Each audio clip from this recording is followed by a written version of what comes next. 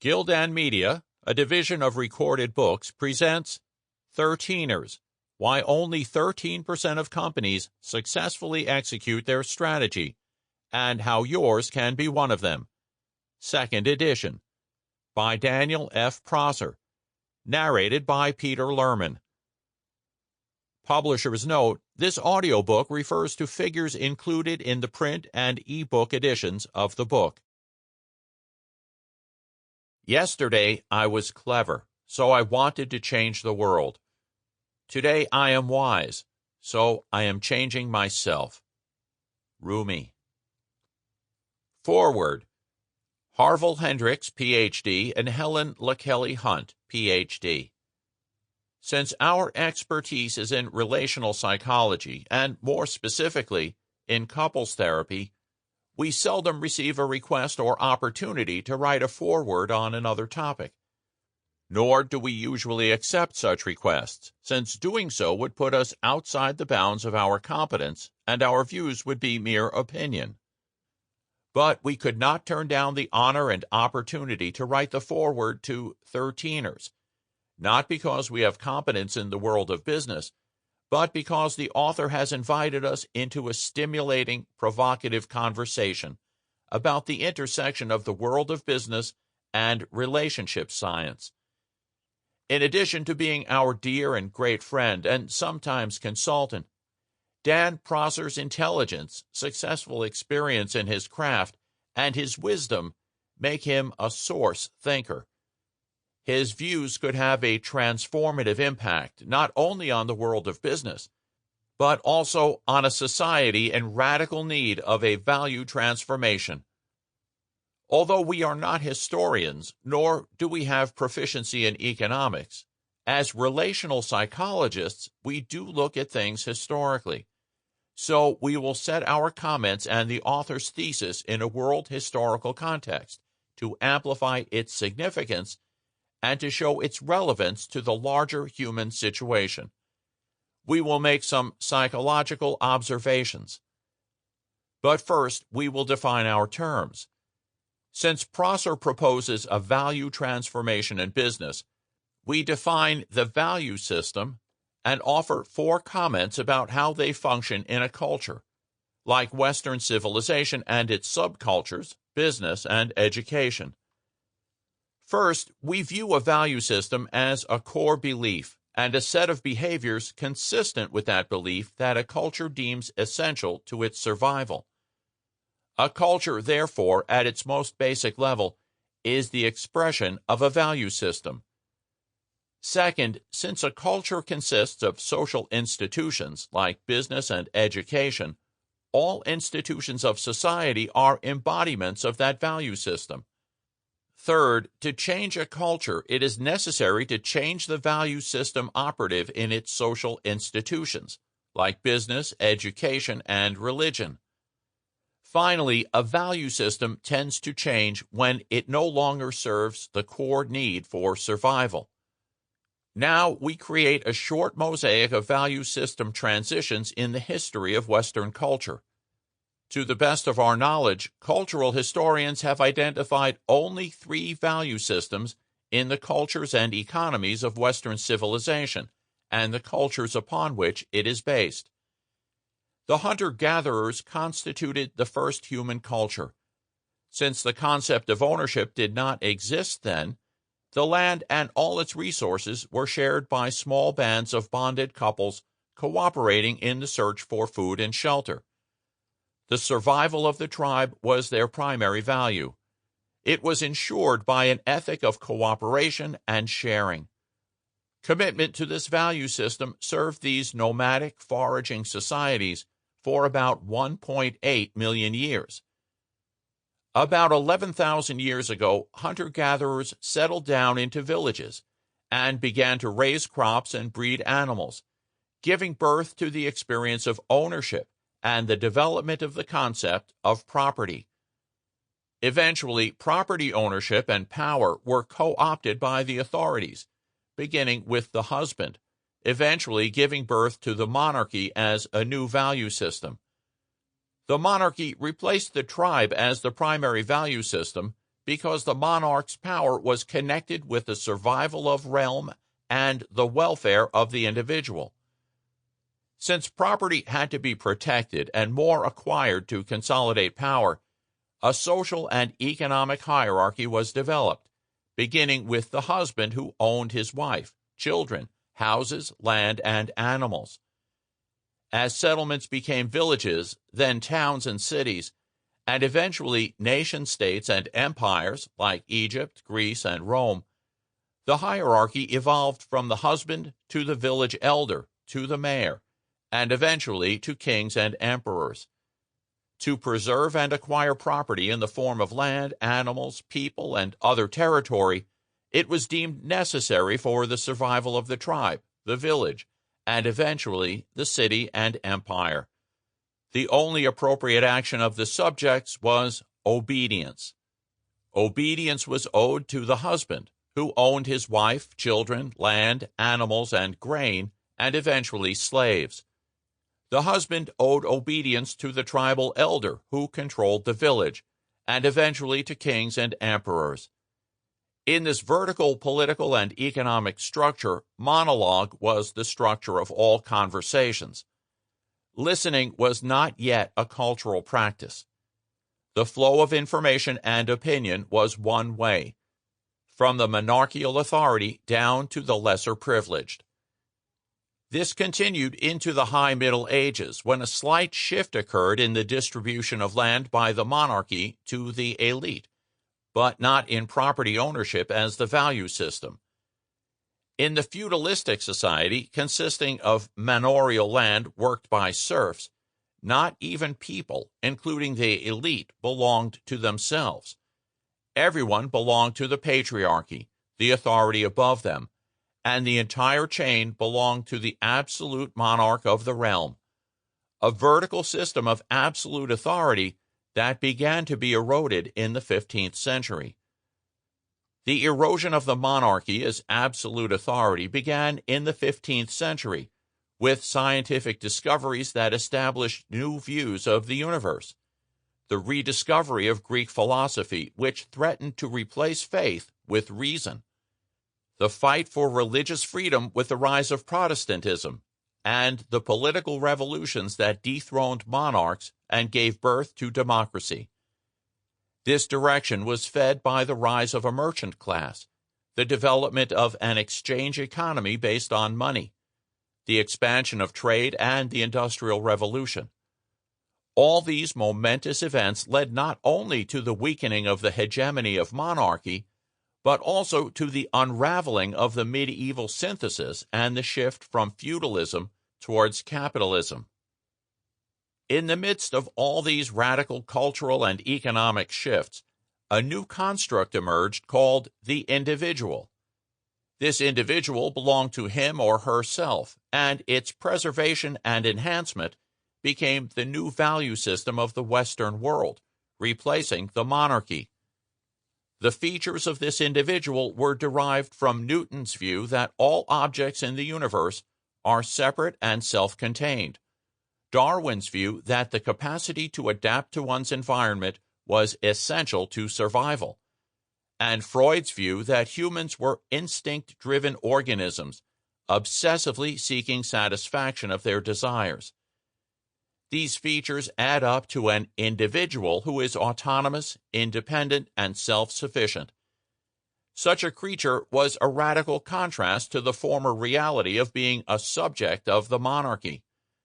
Instead, the isolated self became the new authority, and almost all institutions of Western culture have been created to protect, serve, and support his needs, especially the world of economics. Given the individual was now on his own, no longer under the protection of the monarchy nor the economic security achieved by slavery and serfdom, this autonomous self had to compete in a world of uncertainty, and thus was born the behavioral expression of the cultural value system based on the individual: competition. Winning became the game, profits the bottom line, and dehumanization of leader and worker the outcome. Into this economic world comes Dan Prosser to study businesses that succeed and those that fail. The effect of his study is the identification and challenge of the 250-year-old economic and cultural individualistic value system that is responsible for the failure of 87% of businesses to reach their objectives. The individual, as the core of this value system, is isolated and self-engaged in competition, control, and domination for its own self-interest.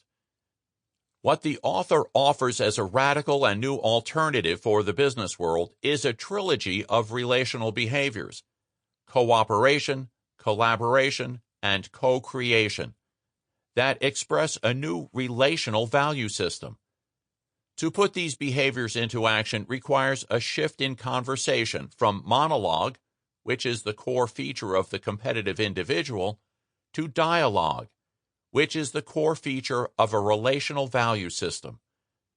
When the primacy of relationship as a fourth value system is operative in a business, everyone involved engages in connecting conversations that create safety and a felt sense of belonging. Their interaction is characterized by cooperation, collaboration, and co-creation, and they are the 13% of companies that reach their objectives. Since all businesses are populated with people, how they interact with each other determines the character of the business and the welfare of the persons. When people are placed in an oppositional stance, challenged to be better than others with a winner-take-all mentality, their anxiety is aroused, their cognitive function are impaired, and the system sometimes becomes chaotic and often dysfunctional. When persons engage in connecting conversations that prioritize relationships and the welfare of all participants, they thrive, and the business becomes coherent and successful. What makes the author a source is that his proposal of a relational value system for business has implications for the transformation of culture itself. In that sense, he participates in an emergent revolution that includes and transcends the competitive individual as the primary cultural value, thus contributing to the shift from the age of the individual to the age of relationship. Preface. Building connectedness. Vulnerability is the birthplace of innovation, creativity, and change. Brené Brown.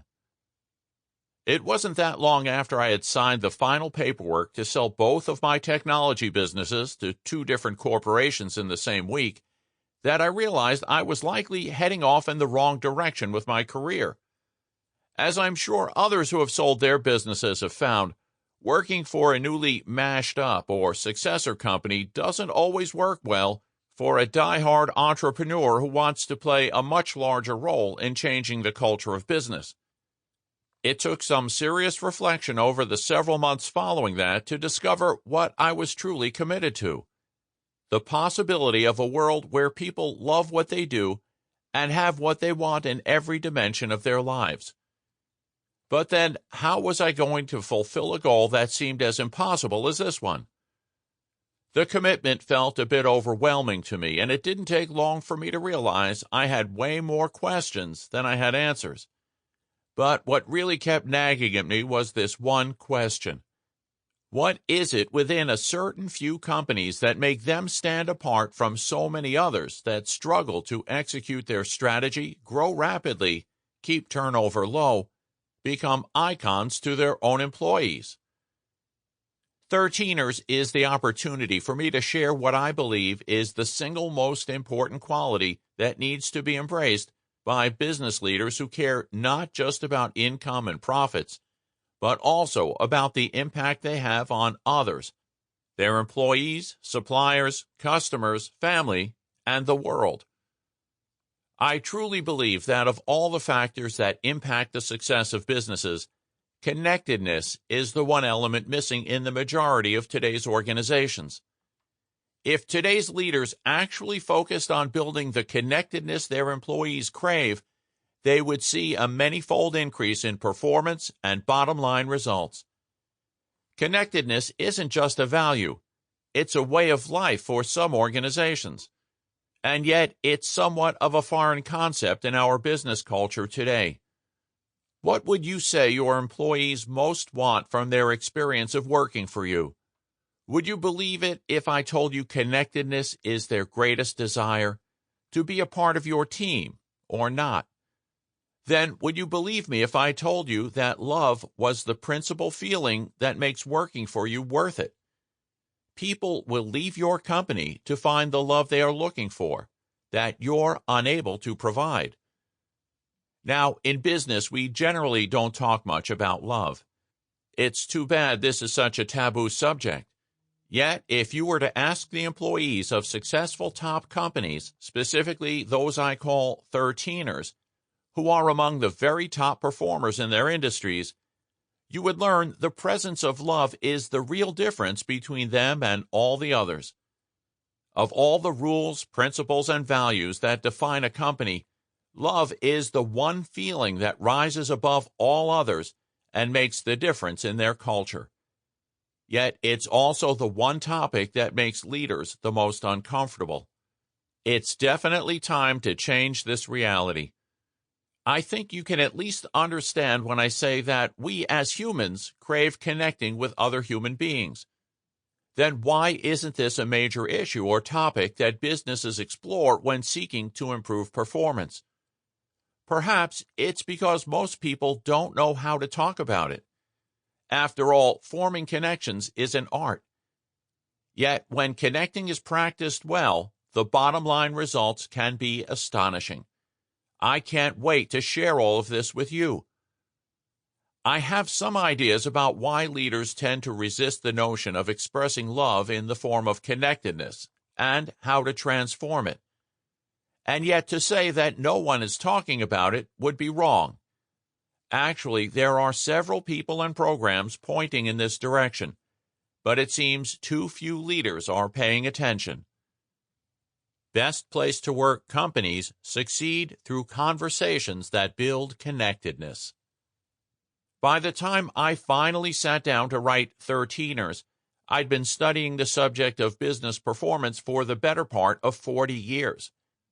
During that time, I've observed that those few leaders of companies that are truly successful in motivating their employees to achieve breakthrough results are also those frequently acknowledged as best place to work companies. On average, experts say, these firms achieve 2 to 3 times greater bottom-line results than those companies that are not best places to work. In 2002, I had the good fortune to get my hands on 2 years of employee surveys of the companies competing for best place to work status in Houston, Texas. In reading the responses to these surveys, and in referencing my own employee interviews at best place and non-best place companies, I began to see that the greatest differentiator between the two types of companies was not in what some experts commonly refer to as engagement. Rather, it lay in the important conversations each company focused on and managed well. In practice, however, it's not the conversations per se that make the difference. The conversations are simply the measure of something deeper going on. Again, that elusive quality called connectedness. In best place companies, leaders were clearly focused on specific conversations that connected employees to each other, to their leaders, to their organization's vision, and to their marketplace. In non-best place companies, employees complained about those same kinds of conversations and felt disconnected by the way those conversations were managed.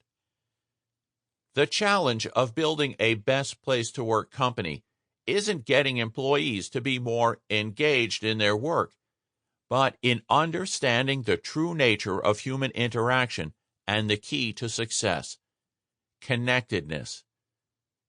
If you're a CEO or senior business leader with the potential for impacting the lives of others, I'm inviting you to become deeply interested in the role you play in driving connectedness into your organization.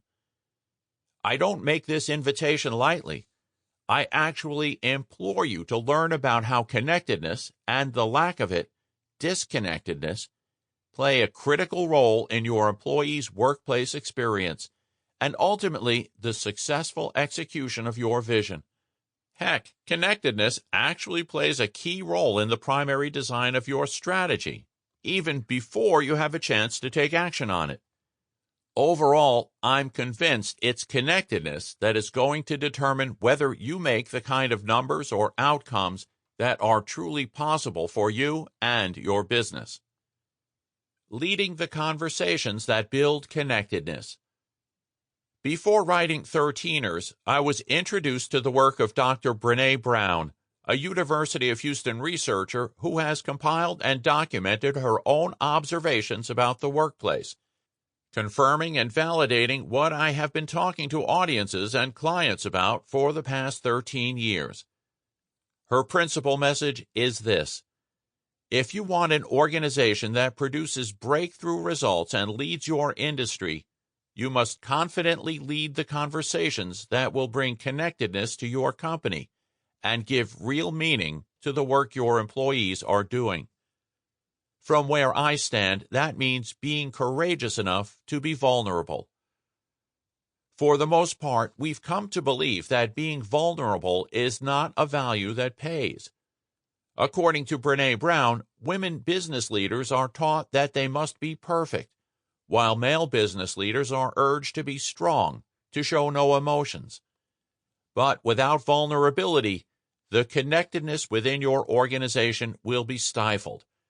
And without connectedness, the majority of companies fail to execute their strategy. If you want to make your vision of a bigger future a reality, it's time to stop playing it safe and begin to explore what it means to embrace your vulnerability. Your employees will thank you for it, and even better, they will more eagerly help get you where you want to go. Vulnerability is the vanguard or leading principle in the new world of business today that allows powerful leaders to lead connecting conversations in the workplace. In this book, I'll show you what it takes and how you get there, and fulfill their vision. Introduction. How to read and use this book. When you change the way you look at things, the things you look at change. Wayne Dyer. What is this book about? This is a business book written for CEOs and entrepreneurs by an entrepreneur CEO. In this book, I reveal why at least 87% of companies fail to execute their strategy each year, and what you must do to transform your company into one of the other 13%. This book is also about the limitless possibility found in building an organization with a culture that is connection-driven. What will I do for you in this book? I'll introduce you to the following: the positive connecting conversations that form what I call the connection points of best place to work companies, and that allow those companies to better execute their strategy. The negative disconnecting conversations that form the execution virus, which infects many organizations. The entitlement virus that causes managers to believe that they must spend all their time addressing employee grievances rather than doing what they should be doing, creating an environment where employees are happy because they contribute to the company's success. The empowerment virus, which consists of positive conversations that can replace the execution virus and the entitlement virus and put your company on the road to success. The faster growth strategies business system that uses promise-based management to build positive character traits in individuals committed to accountability, with other individuals together building high-performance team grit to reach a long-term, seemingly impossible goal or end state, including three-legged stool of transformation to take you there. Introduction to the Radical Innovation of the Promises Accountability Scorecard. Chaos as the Great Transformer of the Best Organizations. Finally, I will help you rethink your strategic process by helping you see how to leverage the Faster Growth Strategies business system for your business. I'll guide you through the promise-based management and strategy execution process, which I developed over the past 25 years, first in my own companies and now for interested client companies.